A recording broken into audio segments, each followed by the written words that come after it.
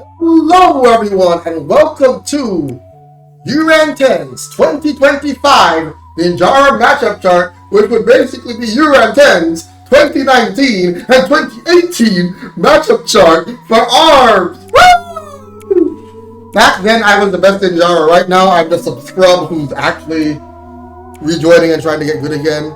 And I've been getting frustrated because I've been losing to specific people every time. And I just feel like the matchups don't even feel impossible. It's just, oh, I'm making so many mistakes, and I'm a little frustrated. You know, Frosty, I will beat you. I'm getting tired of losing to you. I will beat you. Emperor, I will beat y'all. Prince, I'll beat y'all too. I'm beating everybody, okay? Let it be known, I will go on that run. I will beat everyone. You have to, I'm coming for you too. I don't care. I'm tired of losing. And even though I'm not going to be grinding or anything to actually get better, eventually by playing this tournament every 2 weeks, I will get to a point where everything starts clicking properly. I feel like I'm very close. I will wait. Anyway, that's besides the point of this video. Let's get into Ninjara. My name is the most honest character in this entire game. It's down the most honest character in this entire game. Ninjara is fast, and that's it. His shield sucks. His dash is really good. His walk is really good. His jump dash is good. He's got above average stats. And that's basically it. He's got no real special ability that works well going there. His shield will teleport him. Sometimes it's the same arm that it teleported, that it shielded. So, you know, yeah, he still gets hit. It's really bad sometimes. So we're going to go with I'm just going to go in order of pretty much lined up here. And I'll say it right now, I don't really think Ninjara has any characters he shits on. So I don't think he has any plus twos. I think it's either straight up he just wins, he goes even, or he loses.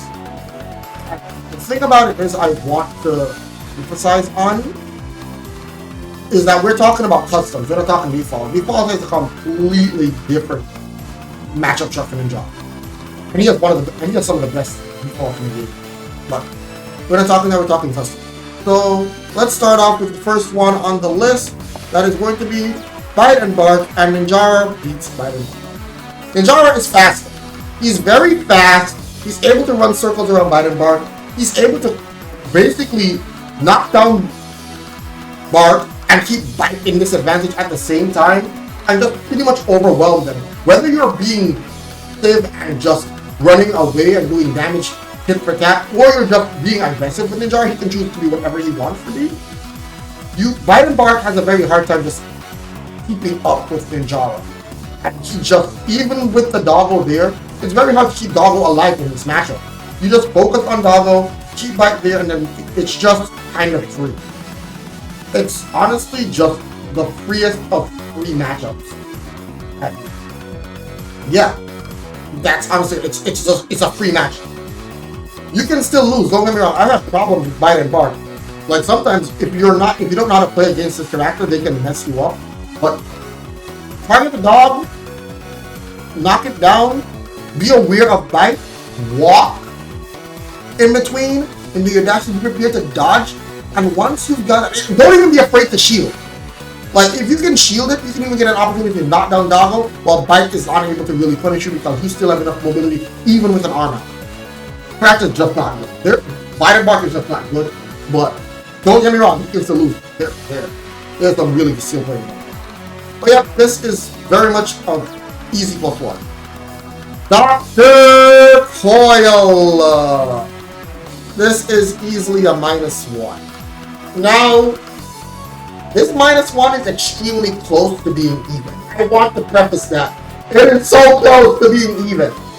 Ninjara has more than enough speed to keep up with her, but here's the issue that you run into with this matchup in particular. You will be able to dodge and weave and get out of most of her attacks. Also, you will not be able to retaliate as much as you want. That means you're almost always on the defensive, which is not where you want to be against Dr. Coil. But she almost always forces any character into that position. So yes, you're able to dodge, weave, and sometimes get those hits in, but because she's constantly pressuring you with all of her arms and her speed and such, she gets rush, and then she basically hits you with rush, and she might even get two rushes before you get one. That's not very good. Rush economy is very important. So because of all that, you just eventually will get overwhelmed by Dr. Coil and lose. It's not a matchup where Ninjara outright loses due to stats. It's a matchup where, because she punches with 3 arms, and because she's fast enough to also be avoiding your attacks, while also forcing you into defensive positions because of how good her offense is, you just don't really stand a chance. This one, Helix is hard. Alright, so let me explain. Ninjara runs circles around Helix because Helix doesn't have very good mobility, but Helix doesn't really need the mobility. He's very much one of those characters where he kind of stands in place and does what he wants, or he can go into a little small blob and get away with stuff. He's not one that's really like conventional. He's not your normal character. So there's times when he's running builds that are really strong, but if we're looking at it character to character, which is what I'm basically looking at it, character to character, Ninjara runs circles around Helix. Ninjara actually just... It's very hard for Helix to hit Ninjara, especially if you're dodging and weaving. You're able to get into and punish tower mode. And even if you're unforcing them to abandon tower mode, they didn't land, you have the end lag, you can punish them. Ninjara does really, really well. And because of how fast you are, you can even mix in your shield with your dashes. Walks in between. Yeah, Ninjara just kind of wins this matchup for... It's not as free as Biden, but it's like, yeah man, Ninjara wins this. I just want to point out, Ninjara still has to work hard in every single match. More than his opponents for the most part. But that doesn't mean he doesn't win. It just means that you have to play, as a Ninjara, you have to play more optimally than your opponent, because Ninjara requires that optimization. It's basically like playing Joker in Smash or playing Sheik in Smash. You on paper are better than the character, but you have to be hitting specific confirms. Joker is Arsene, so he's not the best example. Sheik is a better example, but yeah, you have to be hitting your confirms with those characters, and Ninjara, you have to be on point with your dodging, on point with your choices. That's what makes him really, really good. This character is Ninjara's worst matchup. Kid Cobra is a character that doesn't care about what Ninjara has to offer. Ninjara is fast, he wants to run away from me, cool! I can use my super dash and get close. Ninjara is being aggressive, he wants to get in on me, cool! I can either use my super dash to get right in your face and show you what real aggression is, or I can escape at any point in time with my super dashes to get away from you. Oh, I'm in your face in the corner and there's nothing, and you're trying to escape from me? Good luck with my giant ass nerf! You can't get away! Not only that, my jump size and my jump speed is so perfect that even if you try to dash away and you guess correctly, you're still probably gonna get hit if I choose the right gigantic arm to hit you with. Yeah, this matchup's hard. This matchup sucks. You need distance from Cobra, and Cobra gets up close and personal. He just gets up and close and personal too easily. You don't have the tools to oppress Cobra, whereas he has the tools to oppress you. It's just a really shit matchup. You just kind of lose that. And you lose that one really hard.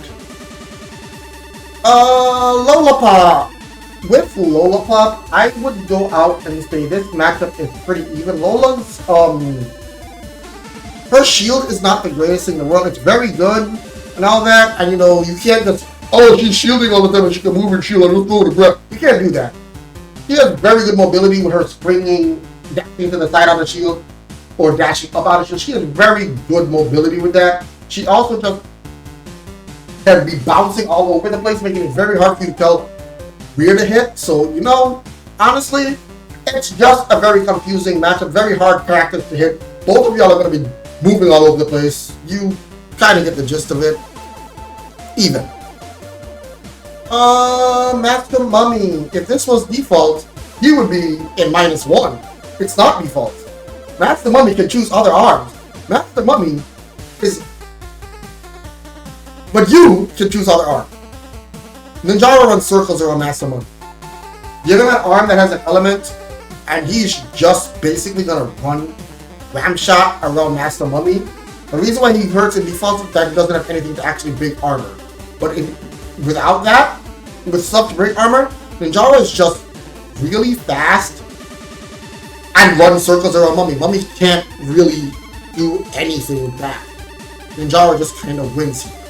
Even though his charge, he doesn't hold charge very well, he's just, you have grabs, you have options, you have, like, there's no real reason for a Master Mummy to be on your ass as a Ninjara. Max Brass. Yeah. This is a losing one. I feel like this is a losing one. So, now hear me out. Ninjara is very good at dodging and weaving and all of that good stuff. However, Max Brass is also just really good at having that proper armor. We don't have that. Remember, we don't full charge that well. So because we don't full charge as well, Max Brass can get his armor. We already struggle in armor. Again, I want to point out, Ninjara's lack of charge makes him struggling against armored opponents. That's why Mummy's in a +1, not a +2. So because of this, he has to rely on his speed. And Max Brass is very good at cornering him. He also has the deflect to help him out. Makes it very hard to keep him away. And you want that mid-distance to keep him out of your face. Because in his face, you're going to not, it's not ideal. It's not easy. He just kind of runs over you. So it requires a lot of very precise timing and such. But again, everything's doable. You just gotta work very hard. It's a -1. Mechanica, again, we have armor to consider in this matchup chart. And for that reason, I feel like there's two reasons why I'm going to put her in even. There's two reasons. First, as I've spoken about before, is her armor. The second reason I'm putting her in even is because of her jump dash. Mechanica actually goes further than Ninjara in jump, so if she gets this correctly, she can actually put you in a corner and keep you there. Otherwise than that, you run circles around her and you beat her for it. So it's even, but more leaning towards Ninjara winning. But because Ninjara's lack of charge, it makes it she's able to keep up to some degree, but keep it as it's basically a 0.5 Ninjara wins. That's, if anyone wins, Ninjara wins. But Mechanica can deal with Ninjara fairly easy. Oh boy, this is the easiest -1 of my life. She is literally better Ninjara. Let me tell you how this matchup goes. The match starts. Ninjara is winning. Min powers up her Dragon Arm. Ninjara is now losing. That is why this is a -1. And he doesn't go to like a minus. And this isn't like, oh, he wins like a +1. No, he's winning and really it's like a 0.5 winning. And then when he's losing, it's like a -2 losing. It is that bad. Him and Min kind of, Max Brass and Min kind of do the same thing in Ninjara where they just kind of, but she does it better. She's faster and she's able to keep up with Ninjara's speed. That's the first thing. Dragon Arm, it's over once she gets that, because she can basically put you in a corner and beat you. You'd be thinking, okay, so if I go to a small stage, I can probably get her without her Dragon Arm. No, she doesn't care about that, because she just needs to land one grab, and again, it's not like you're crazy beating her. She just needs to outplay you once, and then she'll outplay you again, and again, just because of that arm. And then if you go to a bigger stage, she automatically starts with it, so now you have to come up with a strategy to get that, to beat her at her strongest and then keep her in that disadvantage right after. It is a -1 simply because she can keep up with your speed. Her jump dash is further than yours, so she can punish you for that. She has a gigantic Dragon Arm.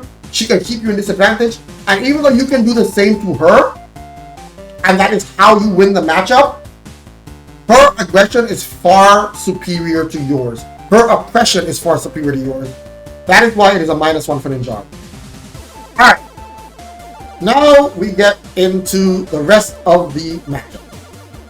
Okay. Misango. Even. Ninjara is slow. Ninjara can be slower than his speed form. Great, it has tiny arms, we can deal with that. Oh boy, he gains armor, Ninjara doesn't hold charge regularly. That's wonderful, he's slow as shit now, and his armor isn't the greatest, we can punish him. He goes into golden form to gain more rush. That's fine. You still have basically your same base stats. which we are just straight up across the board better than. It sounds like I'm saying we win this in all honesty, it really does. But no, his speed is actually really hard to keep up with when he goes there. Yeah, his arms are smaller, but it's still a much faster unit than you, and you're not used, as an Ninjara, you're not used to someone outspeeding you. Armor is always an issue for us. At the end of the day, we don't hold charge very well, which is why it's pretty much even. We basically go even with most of his forms, or slightly beat them. If anyone is winning this matchup, it is Ninjara, but it's like a 0.5 winning at best. Ribbon Girl! I actually want to say this is a winning matchup for Ninjara. It's not super winning, but I want to say it's a winning matchup. The main reason I think this is a winning matchup for Ninjara is when Ribbon Girl has to stay in the air, do a lot of her abilities and a lot of her stuff, and she has multiple jumps. That's fine. We can just evade her aerial pursuit being very fast ourselves, and when she lands, we can hard punish her for it.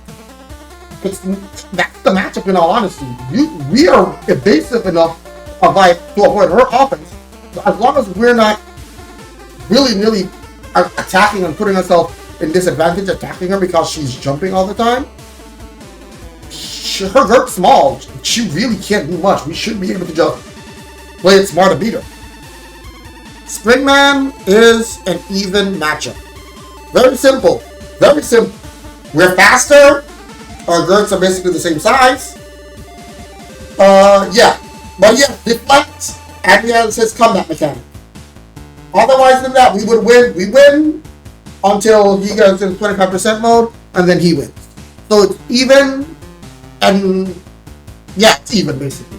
I would even go on to say that I think Flintron is also even, because again, it's a mind game with him, with his ability. Yes, we're faster. Yes, we kind of beat him harder than we beat Springman. But he also has the fact that he has the Shockwave, which can turn the tide, and if it works out and he gets that power boost, he's fighting on par with us or even higher or better, with better stats than us. So yeah, that's the main reason why he's even. And Twintel, even. Very simply put, she has very good mobility with her power to slow down time. She has very good ways to jump out of that and move out of that. Her speed is not slow. I think we beat her on base stats for the most part. Girth-wise, we're basically kind of matching her. I believe she might be slightly bigger or the same size. I'm not 100% sure on that. But yeah, she's pretty much going to just, you know, do her ability and things. You just have to be patient with her and hit her when you can. And she's basically going to be patient with you. This match is almost always going to go close to time. Y'all are pretty much... This is the evenest of even matches to me, where it can slide in either direction really quickly, but it also can be brought back pretty easy. Both this is just like, yeah, the better player tends to win. Ninjara has more movement options than Ninjara due to tech that is with shielding and such, and with her ability, but Ninjara just has so much base speed going for him that he just evens it out. So yeah, even matchup, and that's gonna do it. So yeah, this is my Ninjara 2025 matchup chart. Hope you guys enjoyed this video. Hope you guys liked it. Be sure to like, share, and subscribe if you enjoyed the content. And yeah, that's gonna be it for this video. I'll see you all in the next one. Peace.